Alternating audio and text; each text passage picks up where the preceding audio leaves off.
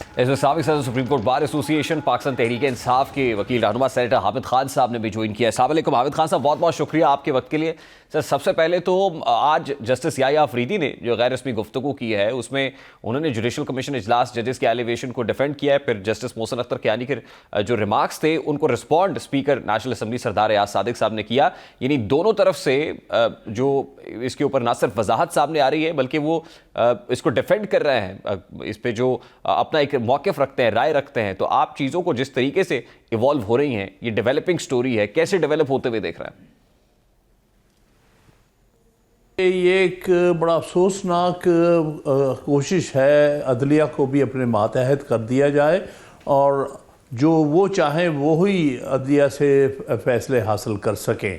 اور اس کے لیے انہوں نے جو 26ویں ترمیم لے کے آئے ہیں جس کا اصل ٹارگٹ تو صرف عدلیہ ہے, اس کے اپوائنٹمنٹ پروسیس کو چینج کر دیا, اس کے ٹرانسفر پروسیس کو بھی, اور اس طرح سے اور بھی جو کچھ کر سکے انٹرنلی ڈیوائیڈ کر دیا, سپریم کورٹ کو بھی اور ہائی کورٹس کو بھی. ہاں, ہائی کورٹس کے اندر بھی آئینی بینچ اور سپریم کورٹ میں بھی آئینی بینچ, یعنی ورچولی وہ دو ایک انڈیپینڈنٹ بینچ بن گیا سپریم کورٹ کے اندر. یہ ساری صورتحال بڑی ہی پریشان کن اور افسوسناک ہے. اس سے عدلیہ کی تباہی ہو رہی ہے اور عدلیہ کا وقار لوگوں کی نگاہ میں گر رہا ہے بری طرح. لیکن حامد خان صاحب دیکھیے, دو ہی جگہ ہیں جہاں سے یہ معاملہ فکس ہو سکتا ہے یا ریکٹیفائی ہو سکتا ہے. ایک سپریم کورٹ آف پاکستان ہے جس کے چیف جسٹس اس سارے پروسیس کا دفاع کر رہے ہیں, یحییٰ افریدی صاحب کی آج کی گفتگو, اور دوسرا فورم پارلیمان ہے, اور پارلیمان کا جو کسٹوڈین ہے اسپیکر نیشنل اسمبلی سردار ایاز صادق صاحب, وہ بھی کھڑے ہوئے ہیں, وہ بھی اپنے اقدامات کا دفاع کر رہے ہیں بھرپور انداز میں. تو دونوں ہی جگہوں سے ریکٹیفائی ہونا ہے اور دونوں ہی اس کے لیے تیار تو نہیں ہے, تو پھر یہ معاملہ حل کیسے ہوگا؟ دیکھیے, جہاں تک تو اسپیکر کا تعلق ہے اس کو تو میں پپٹ سے زیادہ سمجھتا ہی کچھ نہیں, اس کی تو کوئی حیثیت ہی نہیں. اس نے ابھی تک سپریم کورٹ کے آرڈر کو ڈیفائی کیا ہے.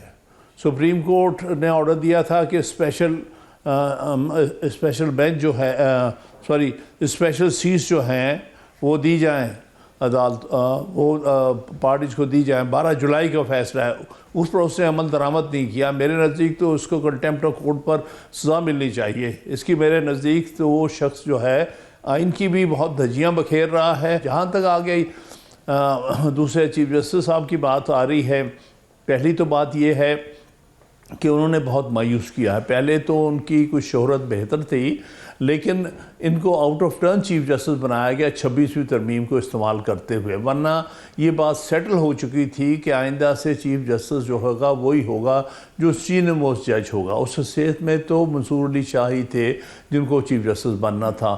ان کو بھی بننا تھا لیکن اپنی باری پہ, یعنی ان کو تیسرے نمبر پہ بننا تھا. اس کے بعد منیب اختر نے بننا تھا اور اس کے بعد پھر ان کی باری تھی یحییٰ صاحب کی.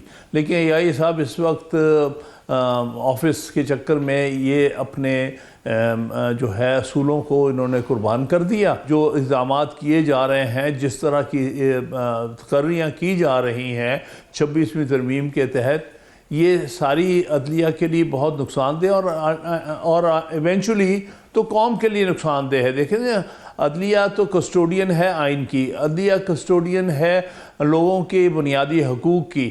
اگر عدلیہ ہی کمزور ہو جائے گی, بے بس ہو جائے گی, تو اس صورت میں کون سفر کرے گا؟ لیکن حامد خان صاحب, what options are you left with? دیکھیں, as far as legal fraternity is concerned, تو options کیا ہے؟ اب پھر پولیٹیکل سائٹ پہ بھی جوڈیشل کمیشن اجلاس میں 4 اراکین نے بائیکاٹ کیا, اور آج چیف جسٹس نے کہہ دیا کہ بائیکاٹ کرنے والے اگر بائیکاٹ نہ کرتے تو پھر یہ اعتراض نہ ہوتا کہ چوتھے جج کو ایلیویٹ کر دیا گیا چوتھے نمبر پہ. پھر سینیورٹی پرنسپل بھی جو ہے وہ انٹیکٹ رہتا, یہ رسپانسبلٹی ان کے اوپر ہے جو بائیکاٹ کر کے چلے گئے. تو بائیکاٹ کرنے سے بھی کوئی فائدہ نہیں ہو رہا. نہیں, دیکھیے انہوں نے جوڈیشری کے اندر یونٹی ختم کی ہے. اس میں ان کا نہیں, بائیکاٹ کرنے والوں نے کہہ دیا تھا کہ بھئی پہلے اس کو پوسٹ پون کر دو. یہی وکلاء کی ڈیمانڈ تھی کہ ابھی فی الحال اس جوڈیشل کمیشن کے اجلاس کو پوسٹ پون کرو, ابھی سپریم کورٹ میں انڈکشن نہ کرو جب تک کہ 26ویں ترمیم کے کیس کا فیصلہ نہ ہو جائے. یہ بڑی معقول قسم کی جو ہے مطالبہ تھا, اور اس کے مطابق تو 26ویں ترمیم جو کیس ہے اگلے ہفتے یا اسے اگلے ہفتے لگنا چاہیے، کیونکہ 3 ہفتے کے بعد لگنے کا سپریم کورٹ نے جو تھا آرڈر کیا تھا۔ تو کون سی ایسی قیامت آ گئی تھی کہ آپ کچھ دن اور نہیں انتظار کر سکتے جوڈیشل کمیشن کی میٹنگ کا؟ تو آئین کے تابع کر دیا ہے، 26 کانسٹیٹیوشنل امینڈمنٹ موجود ہے، اور جب تک وہ ڈاکیومنٹ اپنی جگہ پہ ہے ہمیں اسی کے مطابق ایکٹ کرنا ہے، جو چیف جسٹس کا پوائنٹ آف ویو ہے یا ان ججز کا ہے جو ریگولر بینچ کے ججز ہیں۔ بات یہ ہے کہ ان کو یہ بات کہنی نہیں چاہیے جب ان کو پتہ ہے 26ویں ترمیم انڈر اٹیک ہے، انڈر چیلنج ہے۔ آپ نے وہ چیلنج کو خود ایکسیپٹ کیا ہوا ہے اور آپ نے اس پر نوٹس جاری کیا ہوا ہے۔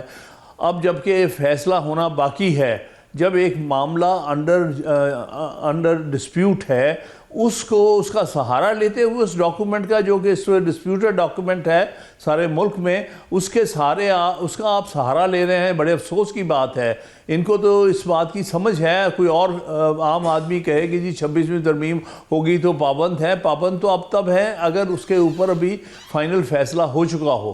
تو اس لیے میں سمجھتا ہوں کہ آفریدی صاحب کا جو یہ کہنا ہے بالکل بے بنیاد غلط ہے، اور اس سے ان کا باعث شو ہو رہا ہے کہ چونکہ یہ بینیفیشری ہیں 26ویں ترمیم کے، ورنہ یہ تو اپنی باری پہ بنتے، تیسرے نمبر پہ جا کے بنتے۔ ان کو اب موقع مل گیا چیف جسٹس بننے کا، جو کہ جس کی وجہ 26ویں ترمیم ہے۔ فرینکلی اسپیکنگ سادہ سا سوال بھی ہے، اور ظاہر ہے اس کے اوپر جو حکومت کہتی ہے وہ یہ کہ پورے طریقے سے سپورٹ پاکستان تحریک انصاف نے بھی کیا تھا 26 کانسٹیٹیوشنل امینڈمنٹ میں، اور جمعیت علماء اسلام فی کے ساتھ آپ پوری لائزن میں تھے، پھر حکومت کے ساتھ اس پہ لائزن میں تھے، تو پاکستان تحریک انصاف کی مرضی اور منشا شامل تھی 26ویں آئینی ترمیم کی منظوری پہ، جس پہ آج احتجاج ہرگز نہیں، جھوٹ بولتے ہیں، بہت بڑا جھوٹ ہے، بہت بڑا جھوٹ ہے۔